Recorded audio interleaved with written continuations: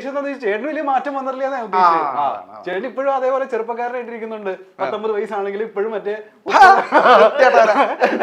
10-28 വയസ്സ് പറയുന്നുള്ളൂ അല്ലേ? എല്ലാവരും ചോദിക്കാറില്ലേ കണ്ടിട്ട് ചേട്ടന് പ്രായമൊന്നുമില്ലല്ലോ പഴയ പോലെ നിൽക്കുന്ന. നമുക്ക് 10-30 വയസ്സൊക്കെ ആയിട്ടുള്ളൂ.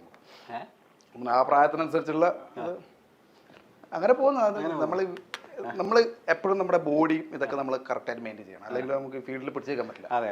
അപ്പോൾ അതുകൊണ്ട് ഞാൻ ഇങ്ങനെ പട്ടിണി കിടന്നിട്ടാകുമ്പോൾ നമ്മൾ നിൽക്കും. ചെയ്തതൊക്കെ ഇച്ചിരി നെഗറ്റീവ് ഷെയ്ഡുള്ള ക്യാരക്ടേഴ്സ് ആയതുകൊണ്ട്, പ്രത്യേകിച്ച് സീരിയലും കൂടെ ആയതുകൊണ്ട് ഈ അമ്മമാരൊക്കെ കാണുന്ന സമയത്ത് ചേട്ടനെ വെച്ചാലൊക്കെ കാണണമല്ലോ, 1-2 ഇടിയെങ്കിലും കിട്ടി കാണണമല്ലോ പുറത്തിറങ്ങുമ്പോൾ. ഈ മിക്കവാറും പറയും നിന്നെ അടിച്ച് കൊല്ലാൻ തോന്നുന്നു എന്നൊക്കെ പറയും. പക്ഷെ അതൊക്കെ ഒരു സ്നേഹത്തോടെ. എനിക്കൊന്ന് നമ്മൾ ഈ കുറേ റിയാലിറ്റി ഷോസും ഇതേപോലെ ഇന്റർവ്യൂസും ഒക്കെ കണ്ടിട്ടേ നമ്മൾ അങ്ങനെയല്ല എന്നുള്ളത് അവർക്കൊക്കെ മനസ്സിലായിട്ടുണ്ടാവുന്നു. അതുകൊണ്ടായിരിക്കാം. എന്നാൽ ഇന്നലെ എനിക്ക് എൻ്റെ ഒരു സുഹൃത്ത് പയ്യന്നൂരുള്ള എനിക്ക് വീഡിയോ അയച്ചു. എന്താ വെച്ച് കഴിഞ്ഞാൽ അവിടെ വല്യമ്മയും ഒക്കെ ഇരുന്ന് കാണുന്നു, എൻ്റെ സീരിയൽ കണ്ടോണ്ടിരിക്കുന്നു. അപ്പോൾ സൈക്കോ. അപ്പം എന്നോട് ചോദിക്കുന്നുണ്ട് ഇതെന്താണ് സംഭവം.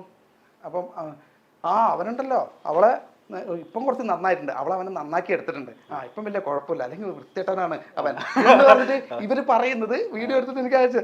അപ്പൊ ഇങ്ങനെ ചില എൻ്റെ ഒരു സുഹൃത്തുണ്ട്, പണ്ട് ഓട്ടോഗ്രാഫ് നമ്മളൊരു ഫാനാണ്. ഫാൻ മീൻസ് നമ്മളൊരു അനിയനെ പോലത്തെ ഒരു പയ്യനാണ്, അനീസ് എന്ന് പറഞ്ഞിട്ട് ഒരു പയ്യനുണ്ട്, പെർള എന്ന സ്ഥലം. അപ്പം ഇവന്റെ ഉമ്മയുണ്ട്. ഇവൻ്റെ ഉമ്മ പറഞ്ഞാൽ ഇവനത്തെ ഒരു സ്വഭാവം എന്ന് വെച്ചാൽ ഇവൻ എല്ലാ വർഷവും ഒരു 10 ദിവസം തിരുവനന്തപുരത്ത് വന്നിട്ട് ഞാൻ പറയാം ഓരോരുത്തരെ പ്രാന്തേ ഇഷ്ടം കൊണ്ടാട്ടോ. അപ്പോൾ ഓട്ടോഗ്രാഫ് മുതൽ എൻ്റെ രഞ്ജിത്തിൻ്റെ എല്ലാവരും അതാണ് അവൻ്റെ മെയിൻ എന്ന് വെച്ചാൽ അവൻ്റെ ലൈഫിൽ അവന് ഭയങ്കര ടേണിങ്. അവൻ കുറേയൊക്കെ പാഠങ്ങൾ ഉൾക്കൊണ്ടത് ആ സീരിയലിൽ നിന്നാണ്. അവനാണ് ഭയങ്കര ഇഷ്ടം, നമ്മളൊക്കെ ഭയങ്കര ഇഷ്ടം. അവന് 10 ദിവസത്തേക്ക് വരും, ട്രിവാൻഡ്രത്ത് വരും. വന്നിട്ട് എന്താ ചെയ്യുക വെച്ച് കഴിഞ്ഞാൽ അവിടെ ഗൗരി വന്ദനം അല്ലെങ്കിൽ നമ്മുടെ JP റെസിഡൻസി അല്ലെങ്കിൽ നമ്മുടെ അരോമ ക്ലാസ് ഇങ്ങനെ ഏതെങ്കിലും ഹോട്ടലിൽ അവന് റൂം എടുക്കും. ആർട്ടിസ്റ്റുകൾ താമസിക്കുന്ന ഹോട്ടൽസാണ് ഇതൊക്കെ. ഇവൻ റൂം എടുത്തിട്ട് എല്ലാവരും രാവിലെ പോകില്ലേ, 6 മണിക്കാകുമ്പോൾ ലൊക്കേഷനിലോട്ട് പോകാൻ വേണ്ടി താഴേക്ക് ഇറങ്ങി വരില്ലേ. ഈ 5:30 ആകുമ്പോഴേക്കും ഇവൻ കുളിച്ച് താഴെ വന്ന് റെഡി ആയിരുന്നു.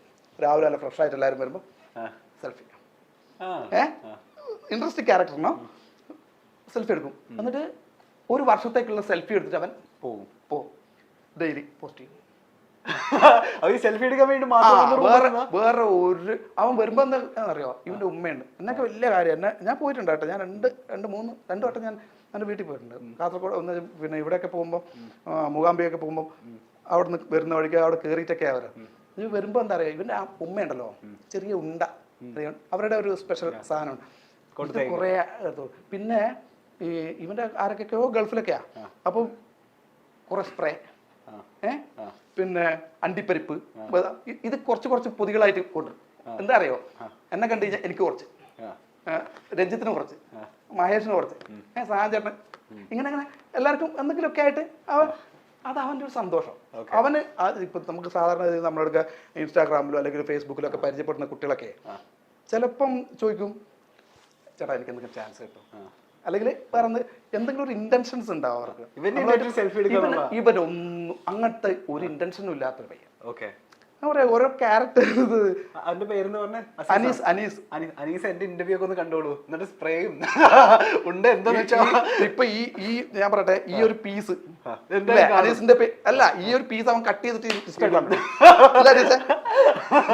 അങ്ങനെയാ. പക്ഷെ ഉമ്മ അതാ ഞാൻ പറഞ്ഞത്, ഓരോരുത്തർ ഇതെടുക്കുന്നത് ക്യാരക്ടർ. ഞാൻ പറഞ്ഞാൽ നമ്മൾ എത്ര ഇതായി എന്ന് പറഞ്ഞു കഴിഞ്ഞാലും ചിലർക്ക് ഞാൻ മറ്റേ ഇതിൽ കല്യാണം കഴിക്കുന്നത് ഇവൻ്റെ ഉമ്മ അവനെന്താണ് ഭരതനെ വിട്ടാ, അവനവളെ കിട്ടിയെന്താന്ന് ഉമ്മ അത് സീരിയൽ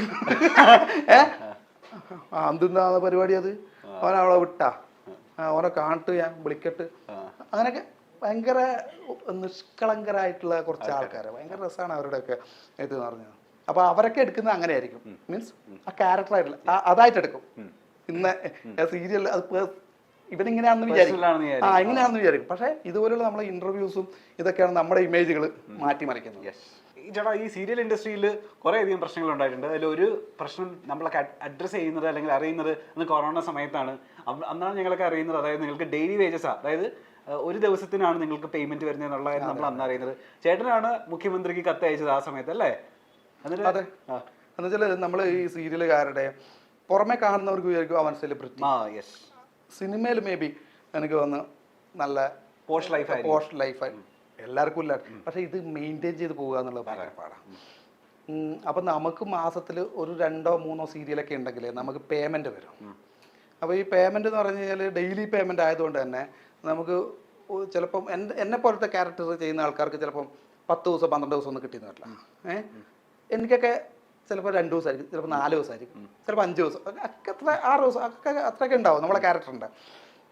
ഒന്ന് വില്ലനല്ലേ, അപ്പം മെയിനായിട്ടുള്ള പോർഷൻ അപ്പുറം ഉണ്ട്. അതുകൊണ്ട് നമുക്ക് അത്ര ദിവസം കിട്ടും. അപ്പം 2 or 3 സീരിയൽ ചെയ്താൽ മാത്രമേ നമുക്കൊരു മാസത്തേക്കുള്ള വരുമാനം നമുക്ക് എവിടെ കിട്ടും. എന്ന് വെച്ചാൽ ഇതിലൊരു 5-6 ദിവസം, മറ്റേലൊരു 5-6 ദിവസം, അങ്ങനെ മിനിമം ഒരു 10, 15, 20 ദിവസമെങ്കിലും വർക്ക് ഉണ്ടെങ്കിൽ നമ്മുടെ കാര്യങ്ങൾ നടന്നു പോകും. ഇത് നമുക്ക് എന്താ പറയുക, പോസ്റ്റ് ലൈഫ് എന്നല്ല നമ്മൾ പറയുന്നത്. ഇച്ചിരിയും കൂടി ഇപ്പം ഞാനിവിടെ ഇങ്ങനെ നിന്റെ ഇന്റർവ്യൂ ഞാൻ ഇങ്ങനെ വരുന്നു, ഞാൻ ഒരു കയ്യിൽ മുണ്ട് കൊടുത്തു, ഞാൻ ഇങ്ങനെ വീട്ടിലിരുന്ന ഡ്രസ്സ് ശരിയാവുമോ പോലെ, ഞാൻ നല്ല ഡ്രസ്സ് വാങ്ങണ്ടേ, നല്ല ഡ്രസ്സ് ഇടണ്ടേ, അതിൽ ചിലവില്ലേ. പിന്നെ സീരിയലില് ഡ്രസ്സ് നമ്മൾ അറിയുന്നത്. അപ്പം നമുക്ക് കിട്ടുന്ന പേയ്മെന്റിൽ നിന്നാണ് നമ്മൾ ഈ കോസ്റ്റ്യൂം എടുക്കുന്നത്. ആണുങ്ങൾക്ക് പിന്നെയും കുഴപ്പമില്ല. സ്ത്രീകള്, പെൺകുട്ടികള്, അല്ലെങ്കിൽ നടി മീൻസ് നമ്മുടെ ആർട്ടിസ്റ്റുകള്, അവര് സാരി, ബ്ലൗസ്, അതിനനുസരിച്ചുള്ള മാല, ചേച്ചിയിലൊക്കെ വീട്ടില് ഒരു അലമാര നിറച്ച സാരിയാണ്. എന്താ അറിയോ, ഇതങ്ങനെ ഇടണം. ഇട്ടില്ലെങ്കിൽ ഓഡിയൻസ് ഈ പറഞ്ഞ പോലെ എന്ന് വെച്ചാൽ അവരുടെ സാരി കാണാൻ വേണ്ടി ഇരിക്കുന്നവരുന്നേ. അപ്പം നമുക്ക് വലിയ കുഴപ്പമില്ല. നമുക്ക് ഒരു ജീൻസ് എടുത്ത് അന്ന് പോയി കഴിഞ്ഞാൽ ആ ജീൻസ് വെച്ചിട്ട് പിന്നെ മൊത്തം ഷർട്ട് മാറ്റി ഇടുക. ഒരു ദിവസം 10, 15, 20, 26 സീനൊക്കെ എടുക്കും.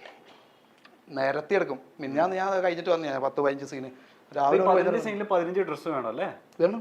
ചിലത് കണ്ടിന്യൂറ്റി വരും. അവിടെ പോയി എന്ന് പറഞ്ഞിട്ട് അങ്ങനെ വരും. പക്ഷെ അല്ലാത്തത് ഒരു സീനിലാണ് നടന്നത്. ഇത് പിന്നെ നമുക്ക് അടുത്ത സീനിൽ ഇടാൻ പറ്റില്ല. കുറെ കഴിഞ്ഞിട്ട് ഒരു 10, 200 സീന് കഴിഞ്ഞിട്ടുള്ള നമുക്ക് പിന്നെ ഇത് റിപ്പീറ്റ് ഇടാൻ പറ്റും.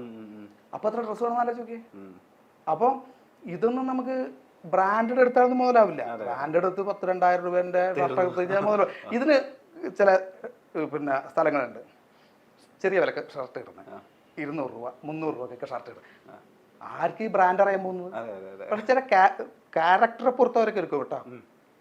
സോറി, ചില ക്യാരക്ടേഴ്സ് എന്ന് പറഞ്ഞാല് നല്ല അതെ ബോസൊക്കെ ആകുമ്പോൾ കോട്ട് വേണം. ബോസ് ആയ സമയത്ത് എന്താ പ്രശ്നം അറിയോ, എനിക്ക് ഒരു ദിവസത്തെ വർക്കേ ഉള്ളൂ. എന്ന് വെച്ചാൽ ഞാൻ പോകുമ്പോൾ എൻ്റെ അവിടെ കോളേജിൽ, ഹീര കോളേജിൽ ഇത് വേണം, ഓഫീസ് റൂം 15,000 രൂപ അവിടെ വാടക, എനിക്ക് കോട്ട്, ഇതൊക്കെ കോട്ട് ഇങ്ങനത്തെ സാധനങ്ങളൊക്കെ കമ്പനിയാണ് പ്രൊവൈഡ് ചെയ്യുന്നത് കേട്ടോ. ഈ ഡോക്ടർ ഡ്രസ്സ് അങ്ങനെയൊക്കെ ഉള്ളത് കമ്പനിയാണ് പ്രൊവൈഡ് ചെയ്യുന്നത്. അപ്പോൾ ഇവർക്ക് കോട്ട് വാടക എടുക്കണം, എൻ്റെ കാരവാൻ വേണം, അല്ലെങ്കിൽ വലിയ ഫോർച്യൂണർ അല്ലെങ്കിൽ ബെൻസ് അങ്ങനത്തെ വണ്ടികൾ വേണം. അപ്പോൾ ഈ ഒരു ദിവസം കൊണ്ട് ഇവരെന്ത് ചെയ്യും, എൻ്റെ സീൻസ് മൊത്തം എടുത്ത് തീർക്കും. അല്ലെങ്കിൽ എക്സ്പെൻസ് കൂടും. അതുകൊണ്ട് ഞാൻ ജോയ്സ് സാറോടൊക്കെ പറഞ്ഞ് എനിക്ക് എന്ന് വെച്ചാൽ ഞാൻ ഇവിടുന്ന് ഇൻസ്ട്രക്ഷൻ കൊടുക്കും, നിങ്ങൾ അങ്ങനെ പോയിട്ട് അങ്ങനെ എങ്ങനെയാണെന്നൊക്കെ പറഞ്ഞിട്ട് ചെയ്യും. അവസാനം എൻ്റെ ഗുണ്ടക്ക് 14 ദിവസത്തെ വർക്കും എനിക്ക് 1 ദിവസം. ഞാൻ ജോയ്സ് സാറോട് ചോദിച്ചു, പറഞ്ഞു ഞാൻ സാറേ എനിക്ക് ഗുണ്ടയാക്കി തരാം പറഞ്ഞ്. ആന്നേ ചേട്ടാ, ഒരു ഫ്രണ്ടിനെ വിളിച്ചിട്ട് നമുക്ക് 2 വാക്ക് ചേട്ടനെ പറ്റി ആരോട് ചോദിക്കാൻ പറഞ്ഞാൽ ചേട്ടൻ ആരുടെ പേര് പറയും? ഇപ്പൊ നമുക്ക് ഫോൺ ചെയ്യാൻ പറ്റിയ സ്വാതന്ത്ര്യമുള്ള, ഏത് പച്ചപ്പാതിരാത്രിക്ക് വിളിച്ച് 2 തെറി പറയാനൊക്കെ സ്വാതന്ത്ര്യമുള്ള ഫ്രണ്ട് ആരാന്ന് വെച്ചാൽ ആരുടെ പേര് പറയും? മനീഷിനെ വിളിക്കാം. പിന്നെ നമ്മള് ഇപ്പൊ അടുത്ത അൻസാജ് ഡയറക്ടറാണ്. മരതകം എന്ന് പറഞ്ഞിട്ട് ഇപ്പം അടുത്ത് ഇറങ്ങാൻ വേണ്ടി പോകുന്നു.